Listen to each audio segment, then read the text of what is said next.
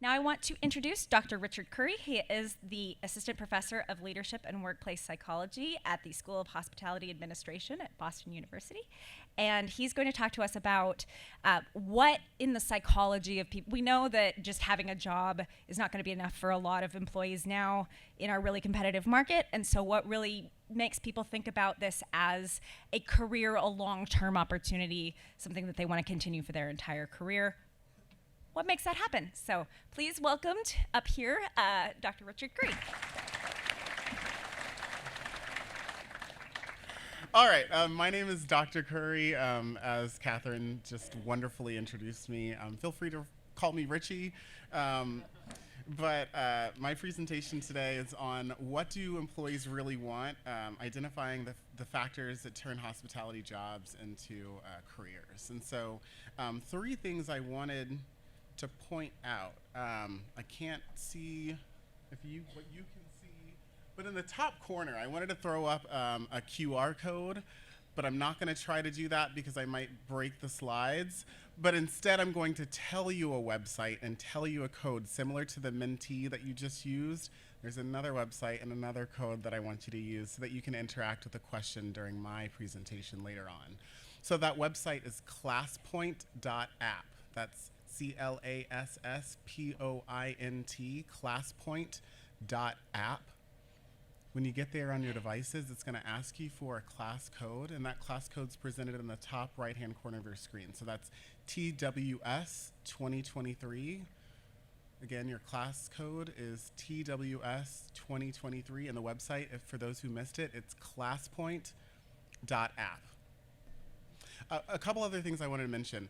My background is actually in industrial and organizational psychology. I don't know if anyone in here is familiar with IO psychology, but essentially what it is it's the study of why people think, feel, and behave in the ways that they do in organizational or workplace settings. And so things like leadership, organizational culture and climate, stressor, health and well-being, those are kind of all the factors that I'm studying.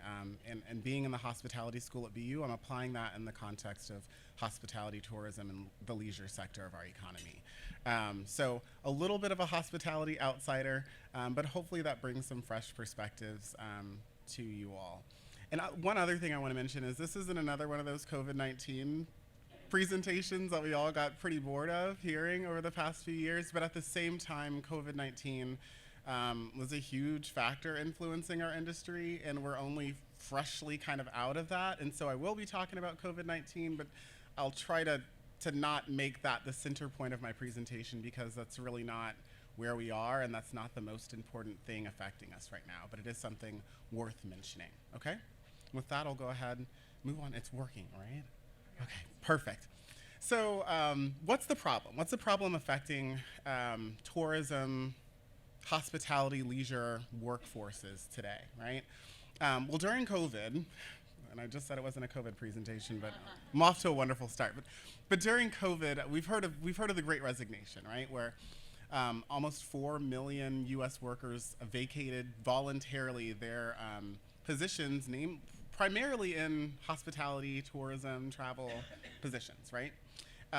And this even led some journalists to question, is quitting cool? Is it the cool fad thing to do? Which I found really interesting. So that's from journalists over at the BBC, but that's where we were kind of at the tail end of 2020 toward the beginning of 2021. People were quitting left and right, and I'm sure many of us in the room experienced that on a first-hand basis, right? I heard some mm-hms coming from this side of the room over here, so I think I'm on the right track, right? The question then became, well, what the heck is why all these people are leaving, right? Well, again, in the context of COVID, off to the wonderful start, personal health risks were a big stressor for people, right? They're terrified of getting sick. At that point, we didn't know how terrible COVID was, and it was pretty bad. But also, if you're living with people who are high risk or vulnerable populations, you don't want to put their health at risk either. So COVID itself, fears related to personal health were an issue. Unemployment benefits skyrocketed during the pandemic, right? And so a lot of people were like, I don't have to work, and I might be earning more money than hustling in what was once a really low earning job, right? Those stimulus checks that we got, many of us in the room, I sure did get a couple of those. That didn't make things better, right? Work flexibility, there's no more flexibility than not working at all, right? So that was an issue. Job insecurity, I know it sounds strange. Job insecurity is high, so you just quit your job. But interestingly, from a research standpoint, turnover and turnover intentions is one of the strongest outcomes related to job insecurity. And I wanted to highlight a little bit more about job insecurity and why that's a concern for hospitality in particular. Coming out of 9/11, right? Completely different crisis, but a crisis nonetheless. According to the World Trade Organization, worldwide travel dropped by 11% following 9/11, and it didn't reach pre-9/11 figures for over 3 years, right? And so, again, a lot of industries, a lot of occupations outside of the hospitality industry were drastically impacted by those events that unfolded back in 2001.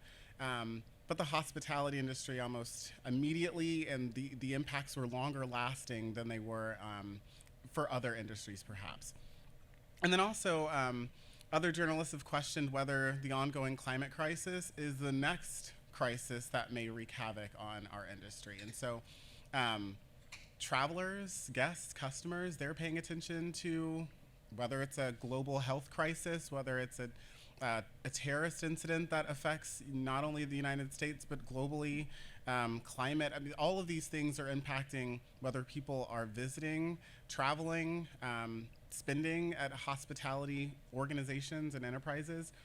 But our associates are paying attention to these things too, and they're wondering, if I hitch myself to this industry, to what extent is my job going to be stable, right?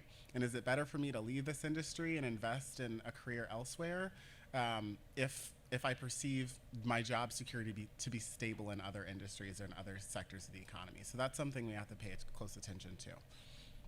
So now the question is, we understand some of the factors of why people left. What was kind of the reasons behind the Great Resignation, right?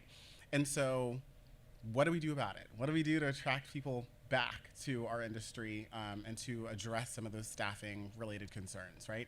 And so COVID-19, to address those health related concerns, we provided PPE for our associates. We required them to wear them. We required our guests and customers to wear masks, social distancing, physical distancing, all of those things that are probably causing trauma for someone just talking about it, right? Unemployment and social service benefits, we combated that by paying people more, a lot more. Hazard pay, that was the thing that grocery store workers were getting paid a little bit more during the height of the pandemic, those in medical services as well, but individuals in the hospitality industry were getting paid perhaps a little bit more during the pandemic, just to acknowledge the fact that they're in a high-risk occupation and the challenges that present themselves and the implications that has on their personal health and the personal health of those that they come in close contact with. Work flexibility. So a lot of you out there probably took a look at how you schedule people and tried scheduling in new ways, finding new models that work and meet the needs of your associates to kind of create a little bit more flexibility and allow them a little bit more autonomy and managing their schedule in a way that fits their own needs. So now my question is, did this work? And largely, yeah, it did. Yeah, it did. We brought a whole bunch more people back in. According to the Bureau of Labor Statistics, back in October of 2022 of last year, the BLS estimated that our employment figures are going to be right back to where they were pre-pandemic. And for the most part, they are. Maybe not for all of us in the room. For many of us in the room, we have people, right? And then in addition to that, hotel revenue, according to AHLA, so that's the American Hotel and Lodging Association, again, back in 2022, estimated that U.S. hotel revenue is going to exceed pre-pandemic levels by 14%. That comes out to $12 billion, right? So back to the beginning, I said, what's the problem? I outlined the problem, and now I'm saying, well, we resolved the problem, right? Revenue's back. It's better than it was before, and we have staff. So what is the issue? And I think I think COVID was so bad that we thought anything where we were before is better, undoubtedly, right? But is where we were before truly the benchmark that we're trying to match now, right? And we hear this pre-pandemic, pre-pandemic, pre-pandemic. We want to get back to pre-pandemic, and we've gotten there. But the truth of the matter is, pre-pandemic wasn't that great either. We had our problems back in 2019, and if our benchmark is where we were in 2019, then we're going to have those exact same problems here in 2023 and in 2024, and you get the point, right? So I pulled a few headlines that were kind of talking about some of the issues that we were experiencing back in 2019, just to refresh our memory, right? So Lodging Magazine said, turnover is perhaps the most critical concern in the hospitality industry. This is July of 2019. American Hotel and Lodging Association, their education foundation, they launched Hospitality is Working with the goal of filling 50,000 apprenticeship vacancies over 5 years.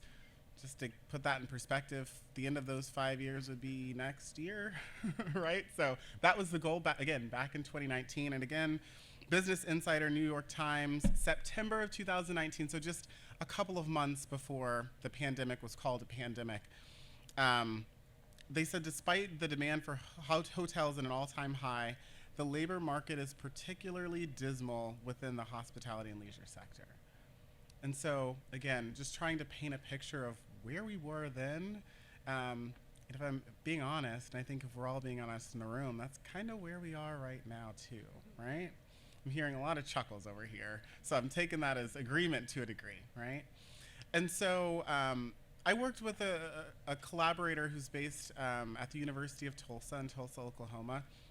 And we really wanted to understand which factors individuals consider when choosing a career. Broadly, not just focused on the hospitality industry, but if we can figure out kind of United States wide, among a population of working US adults, what do people consider as factors to differentiate a valid career from an invalid career, a legitimate career from an illegitimate career? Then we can apply those concepts and that understanding to structure work in the hospitality industry to meet those needs. And so what we did was we surveyed over 800 people. This is a lot of people. We asked them a series of open-ended questions that were largely aimed at determining how they defined a legitimate or a valid career from an illegitimate or an invalid career. And there's a handful of different questions that we asked, but they were largely kind of rotating around that central theme. And we thought this was a bit more of a holistic approach than asking people why they quit or where they want to work. It's more of, instead of focusing on a job, right? If you think of the levels of analysis, a job and a career, sometimes colloquially we use those terms interchangeably, but deep down, we reserve the term career for something that's a little bit more advanced, a little bit more complex than a job, right? There's a through line that connects different jobs, perhaps in different occupations, in different industries, across different organizations, different jobs, but they can all fit within one career. And so we're interested in what makes people believe they have a career, and a career that's valid, a career that's legitimate, a career that meets their needs. And so I collected open-ended responses, and I actually have real participant responses that I'm going to show to you. But before I do that, I actually want to ask you all a similar question that I asked my participants. So this question is something that I would like for you to interact with. Hopefully it'll work on the screens, but the question is for you to list up to 5 factors that, in your opinion, differentiated a legitimate or a valid career from an illegitimate or an invalid career. I'm just going to throw this up on the screen and give you just a few moments to respond to that. Again, the website is classpoint.app. The code is shown at the top, and your responses should populate as they're coming in.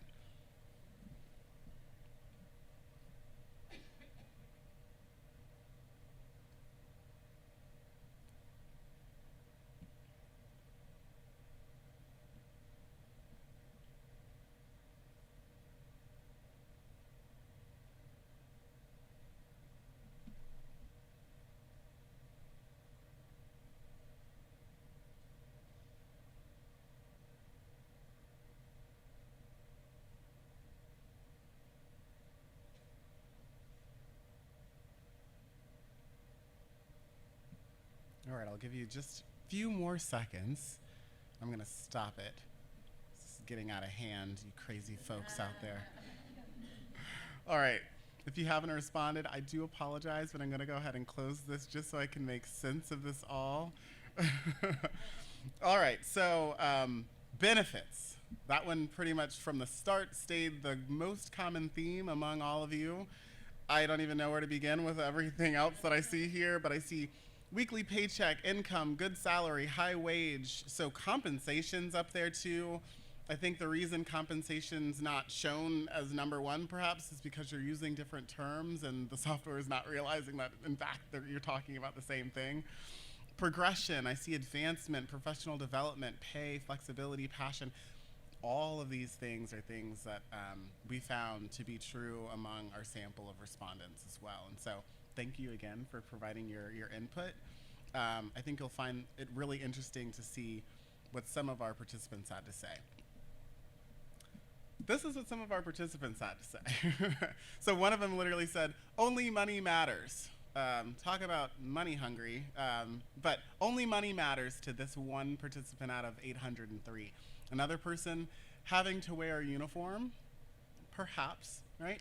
Completely different type of response. Someone said, some careers that are widely known to be illegitimate are things like multi-level marketing organizations, that's MLMs, known scams that market themselves to vulnerable people as careers I would deem invalid.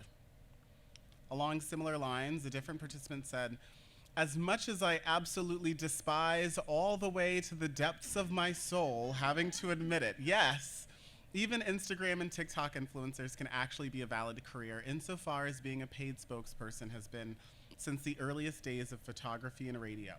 Take Vanna White, for instance. She's made a career out of being pretty and charming. What I don't consider a legitimate career are things such as constantly jumping on the latest MLM sales bandwagon, such as Avon, Tupperware, Cincy, Mary Kay, etc. Those are scams. Oh, and prosperity gospel preachers, again, scams. Their words, not mine. Completely different response. People who call any career illegitimate are usually stuck-up buttholes. I changed the word there. Their words, not mine. Completely different set of responses. A person could start out working the counter at a fast food restaurant and then become a shift leader and then a manager and finally become a franchise owner. That would be a legitimate career because the person stayed in the general field. So here again, you see a through line connecting different jobs, but in this case, same organization, different jobs, still a career. And then last but not least, this person said, I am not retired, but my career was working for Marriott and then Hilton Hotels and Hospitality.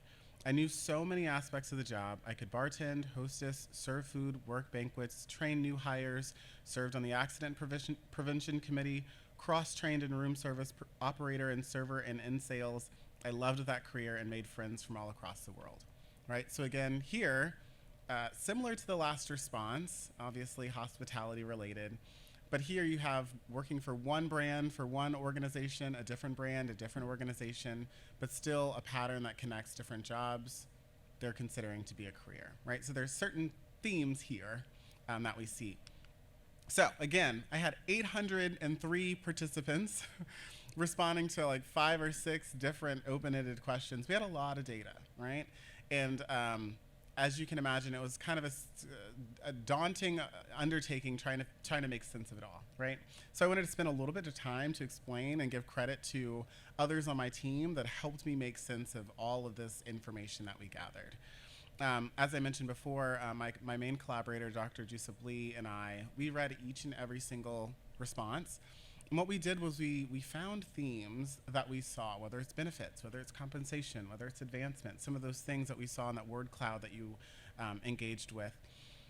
We pulled out a whole bunch of themes, I want to say 25 or so, created definitions for them, found associated terms that map onto each of those themes, and we created a document that we used to train a team of undergraduate research assistants who then recoded everyone according to that protocol that we created. So I want to shout out to my team from BU. They're all psychology undergraduate students. Bea, Shinyu, and Wallington were the 3 students who who went through, read every single one of those themes again, and applied that coding protocol that myself and Dr. Lee created. On the next few slides, I'm going to actually show you the themes that we found and the frequencies in the form of a percent of the overall sample. So which themes were the most prevalent, which ones were less prevalent.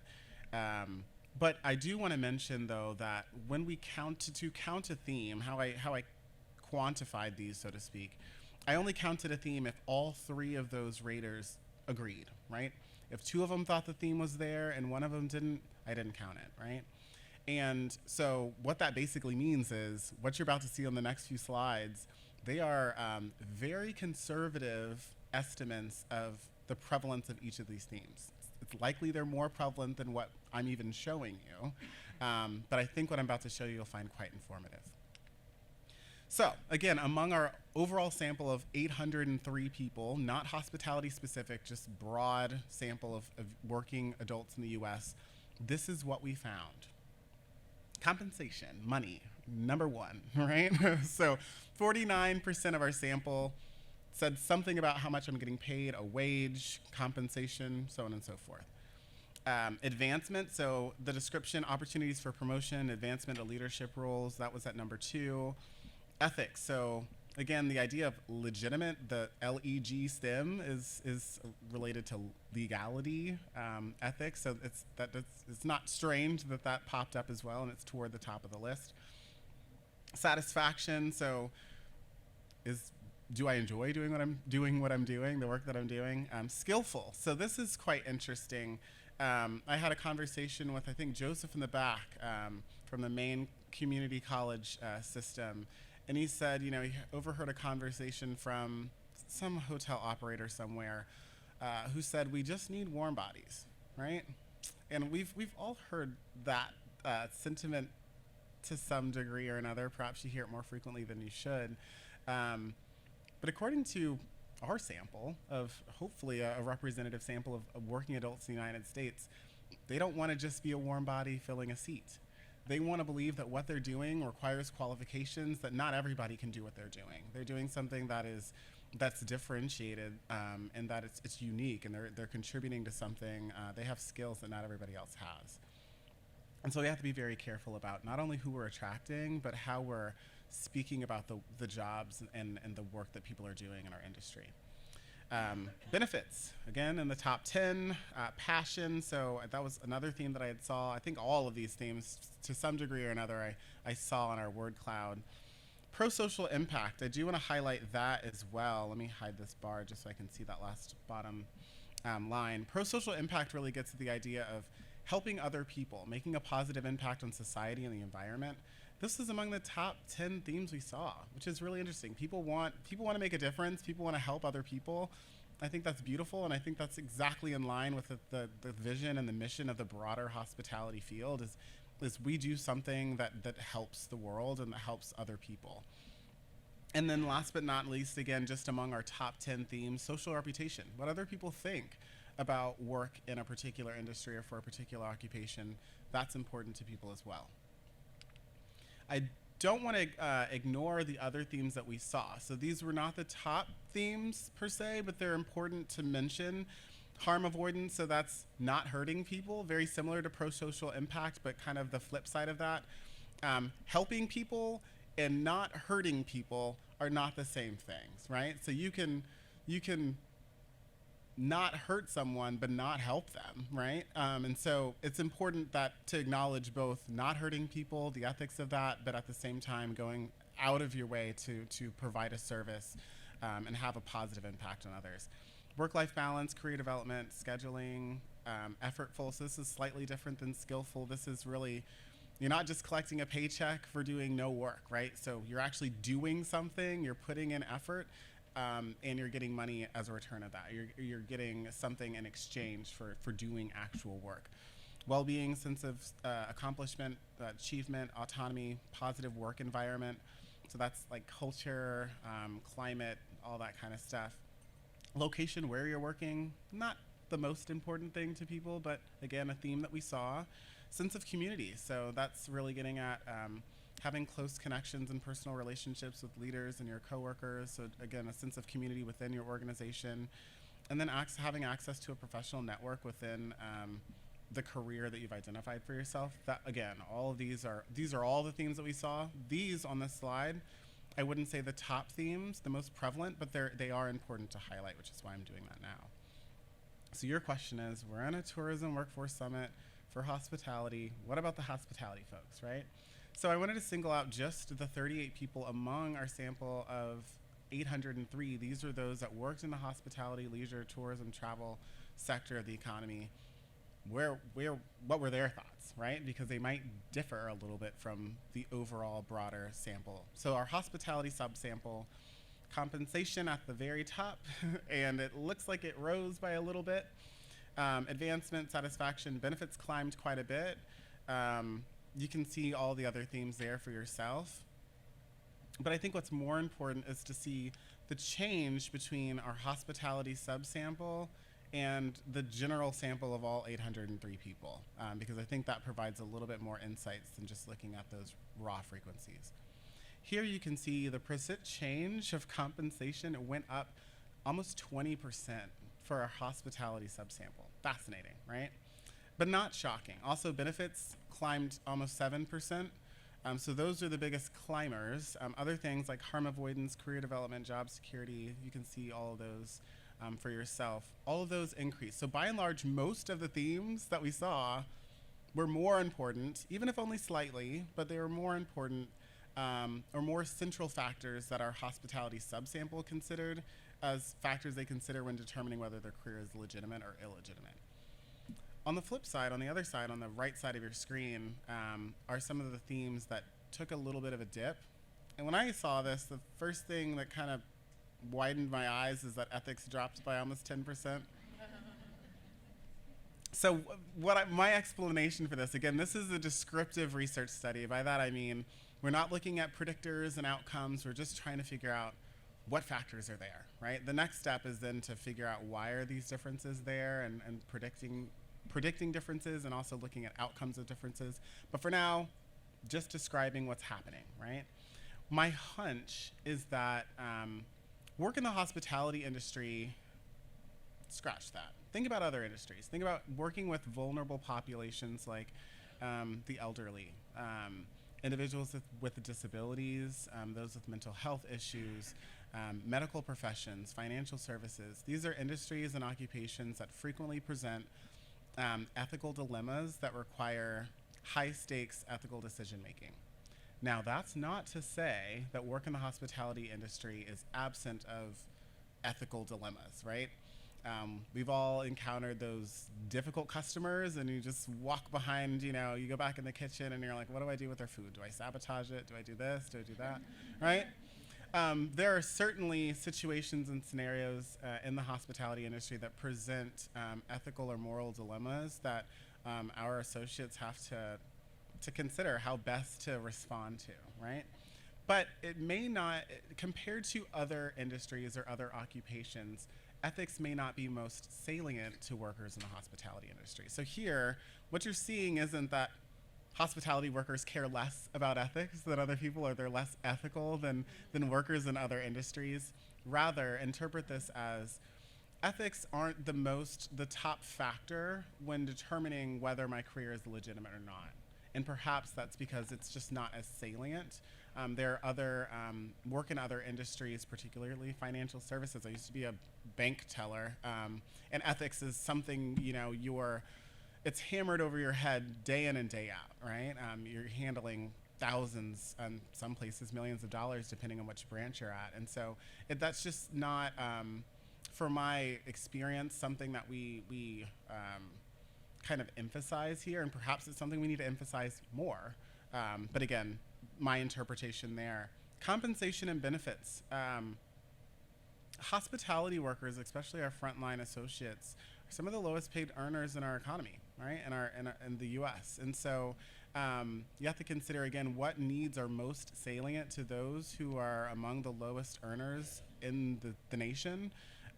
compensation and benefits are going to be that much more salient, that much more important to those workers. And so, again, that's why compensation and benefits is likely towards the top of the list, and even more important for our subsample of hospitality folks than our general population of working individuals. So I wanted to wrap this all up, provide a few takeaways from what I saw here, just to make sense of it, all and kind of contextualize it a little bit better.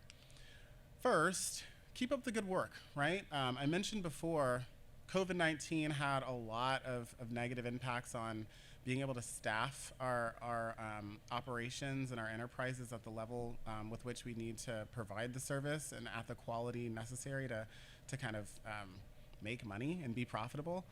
And we did that by increasing compensation, expanding our benefits offerings, and that was effective. And I think the reason it was so effective is because, again, looking back on one of the previous slides, compensation and benefits, it's one of the most important things to you all in this room, and it's also one of the most important things to our associates, right? And so the important thing to note is we can't wait for the next crisis, wait for the next great resignation to say, oh crap, we need to pay people more, right? We need to constantly be evaluating and assessing what is an equitable and competitive wage, and constantly considering whether we need to increase our rates of pay. Speaking a little bit about benefits, right? Medical care, dental care, child care, retirement, those are the things, by and large, we kind of we went into the benefits in particular because there's so many different types of benefits. Those are the ones that were the most important benefits. But at the same time, they're really interesting and innovative ways to provide benefits that don't cost as much as some of those, right? So things like wellness programs, well-being is a huge thing that COVID, I think, one good thing that came of COVID is it really emphasized the importance of psychological well-being, physical health, and that's something that people care a lot about. So to the extent that you're able to provide any kind of service to enhance worker well-being, if that's, Boston University, for example, provides a subscription to Headspace, which is a mobile app that allows you to use mindfulness meditation, a guided mindfulness meditation. Perhaps that's something you could consider. Reimbursements for gym memberships. There's a hospitality group in the Raleigh-Durham area of North Carolina that they actually have partnered with local museums, entertainment venues, and they offer discounted rates to their workers. And so perhaps that's something that you can consider as well. Workers want to stay, they just don't want to stay in a dead-end job, right? And so things like manager and training programs are really prevalent, really common here. Internships, apprenticeships, they remain critical. And so I loved that we had panels on how to create an internship, how to recruit from diverse populations. Like, these are really the conversations we need to be having to really enhance and strengthen ourselves and position ourselves for success going forward. Number two, again, positively impacting people. One thing I didn't mention from one of the earlier slides is that one of the factors that dropped for the hospitality subsample was social reputation, which is interesting. That basically means compared to workers across all industries, when we focus just on those who work for the hospitality industry, they care more about having a pro-social impact and less about what society thinks about work in our industry, which I think is something we could use to our advantage, right? It's not that people don't care at all what people think about, working in the hospitality industry, but our workers, they don't emphasize that as much as workers in other industries. They want to help people. They want to make a positive impact globally in our communities, for the environment as well. And so I think we really need to leverage the fact that we provide a service that's necessary, right? I hated, what is that term? An essential worker. That was a term we heard so frequently during the pandemic, and it was, I'm a professor, so technically I guess I'm an essential worker. But the fact that those working in retail, certain retail establishments, hospitality, leisure, travel establishments, y'all weren't essential workers. And that's very hurtful. I found that very hurtful. My students found that tremendously, profoundly hurtful. And again, that's something that's impacting our ability to create a reputation for our industry as providing a stable place of employment, right? So I think we really need to leverage the fact that what people do here is important. It is essential, right? People's bank accounts aren't back to pre-pandemic levels. You want to compare post-pandemic, pre-pandemic, people's bank accounts took a hit, and they're not where they were back in 2019. But come 2022, people spent money they didn't have going on trips to places they couldn't afford because that's what they needed. That's what they needed to climb out of the funk that COVID-19 put them in, because what we provide, the service we offer to the global population is necessary. It's essential. And so I think we really need to market, our jobs. We need to market careers in the hospitality industry as something that helps people to the similar degree as work in education and medical services and financial services. We provide essential services to our communities and to the global population. And then last but certainly not least, our people care about being passionate about their work, being satisfied, having a positive environment, a sense of community. We really need to invest in making our workspaces places that make people happy, that are enjoyable.